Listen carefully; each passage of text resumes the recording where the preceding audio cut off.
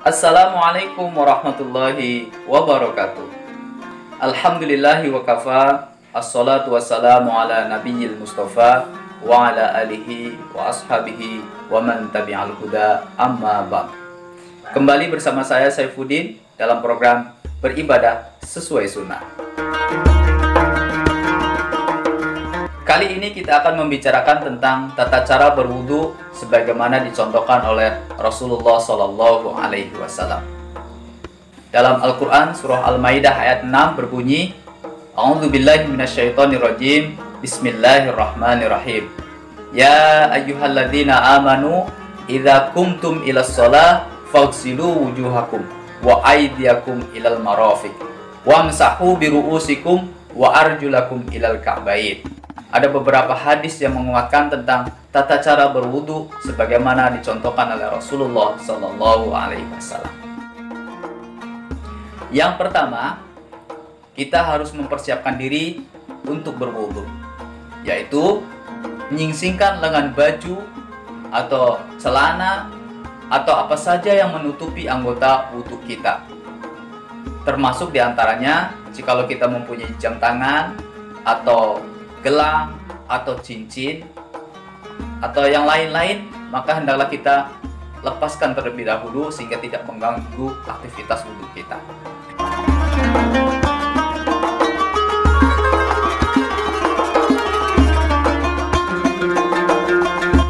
Kemudian yang kedua, kita membersihkan anggota wudu dari kotoran atau benda-benda yang bisa menghalangi masuknya air ke anggota wudu kita. Termasuk diantaranya jikalau ada lip-egg atau tinta atau mungkin getah atau cat dan lain sebagainya yang menghalangi masuknya air ke anggota wudu kita, hendaklah kita bersihkan terlebih dahulu.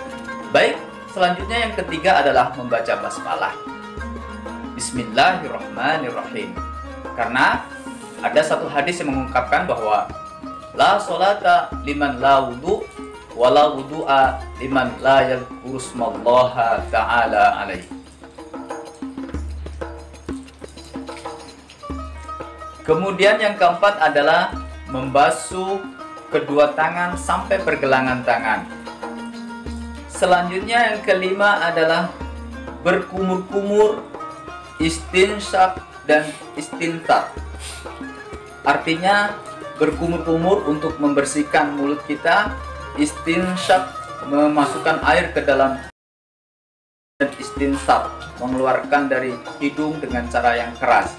Sebagaimana disebutkan dalam sebuah hadis, idza tawadda'a ahadukum falyastanshik biman khiraihi minal ma'i tsummal yantafir. Adalah Rasulullah Shallallahu Alaihi Wasallam ketika berwudu, beliau mengambil air dengan tangannya, kemudian membasuhkan ke wajahnya sampai ke tenggorokannya, sembari beliau menyela-nyela jenggotnya. Kemudian beliau bersabda, seperti inilah Tuhanku memerintahkan aku dalam berwudu. Hadis riwayat Abu Daud dan Baihaqi.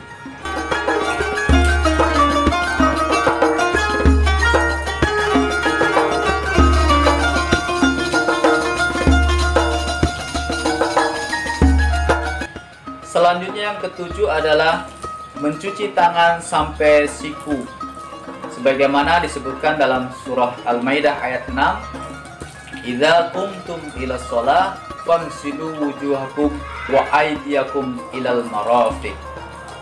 Para ulama menafsirkan wa aydiyakum ilal marafiq adalah mengalirkan air dari ujung tangan sampai ke siku, sembari diiringi dengan tangan yang lain untuk membasuhnya.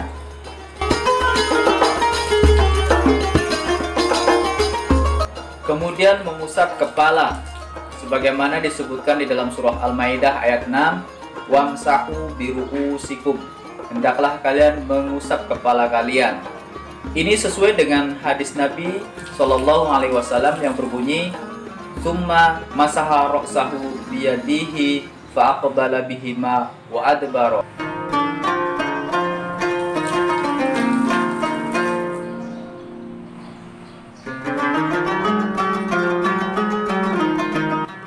Yang ke-10, mencuci kaki.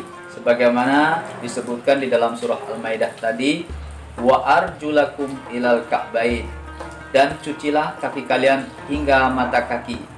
Dalam mencuci kaki ada disunahkan kita sembari menyela-nyela jari kaki kita dengan telunjuk atau dengan kelingking jari tangan kita, sehingga kotoran-kotoran yang berada di sela-sela jari kaki kita sehingga bersih karenanya. Kemudian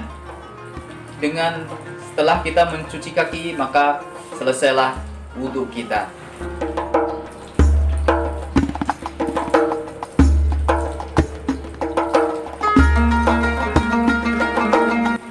Selanjutnya kita dianjurkan berdoa. Salah satu doa yang diajarkan kepada kita berbunyi, Asyhadu an la ilaha illallah wahdahu la syarikalah wa asyhadu anna Muhammadan abduhu wa rasuluh.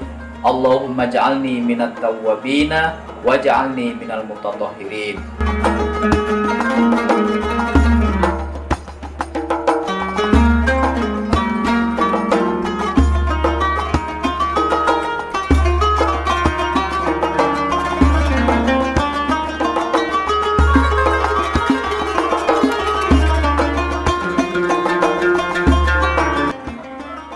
Ada beberapa catatan dalam hal kita berwudu. Di antaranya yang pertama, hendaklah kita berhemat terhadap penggunaan air.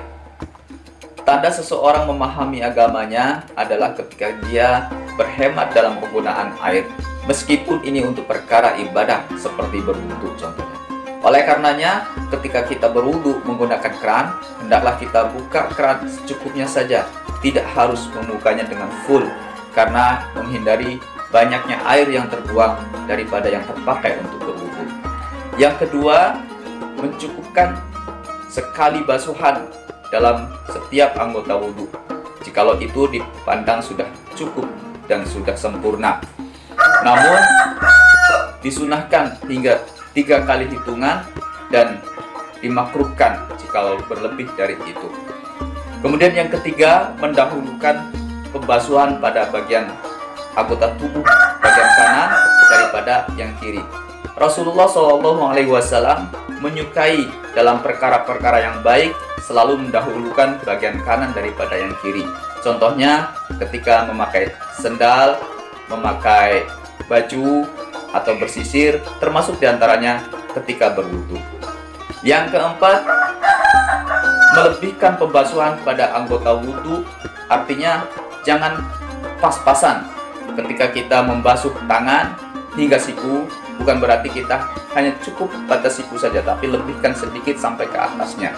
Demikian juga ketika kita membasuh kaki, walaupun di situ sampai ke mata kaki, namun bukan berarti hanya cukup pada situ, tetapi lebihkanlah sampai di atasnya untuk menghindari tidak terbasuhnya anggota wudhu. Kemudian yang kelima, kita sempurnakan wudhu kita. Di dalam sebuah hadis disebutkan, man tawaddo'a fa ahsanal wudu kharaja khotoyahu min jasadihi hatta takhruja min tahti adfarihi. Hadis riwayat Muslim. Barang siapa yang berwudu kemudian dia menyempurnakan dan membaguskan wudunya, maka keluarlah dosa-dosa dari dirinya sampai dosa itu keluar dari ujung-ujung kukunya. Hadis riwayat Muslim. Yang keenam, bahwa wudu menjadi perkara yang wajib untuk keperluan sholat, sementara menjadi sunnah untuk perkara-perkara yang baik-baik seperti tilawatil Quran, belajar, mengajar, atau iktikaf, atau hendak bepergian, bahkan ketika kita mau tidur sekalipun. Yang ketujuh, hendaklah kita menjaga wudhu di dalam kehidupan ini.